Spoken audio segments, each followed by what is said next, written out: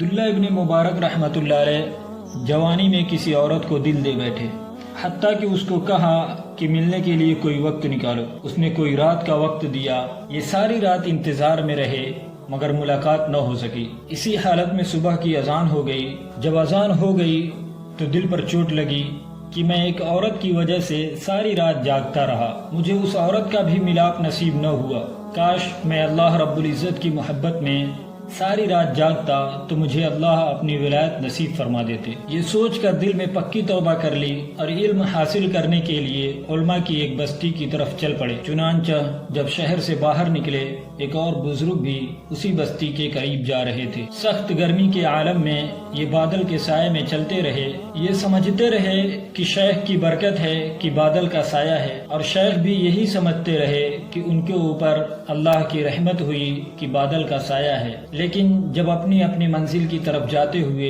دونوں ایک دوسرے سے جدا ہوئے تو شیخ کی حیرت کی انتہا نہ رہی کہ بادل کا سایہ عبداللہ ابن مبارک کے سر پر تھا۔ وہ واپس لوٹے اور عبداللہ ابن مبارک کو پکڑ کر کہا کہ مجھے اللہ کے لیے بتاؤ کہ تم نے کون سا عمل کیا ہے کہ اللہ نے گرمی کی شدت سے حفاظت کے لیے تیرے سر پر بادل کا سایہ کر دیا۔ ان کی آنکھوں میں آنسو آ گئے۔ کہا کہ میں نے ایک گناہ سے سچی توبہ کی اور میں نیک بننے کے لیے علماء کی بستی کی طرف چل پڑا۔ میرا پروردگار کتنا قدردان ہے کہ اس نے دنیا کی دھوپ میں بچنے کا انتظام کر دیا۔ میں امید کرتا ہوں کہ وہ جہنم کی آگ سے بھی محفوظ فرما دے گا۔ تو جو پروردگار اتنا قدردان ہو کہ آدمی اگر گناہ سے سچی توبہ کر لے تو پروردگار دنیا کی تپش سے بچا دیتا ہے، تو پھر جہنم کی آگ سے انہیں کیوں محفوظ نہیں فرمائے گا۔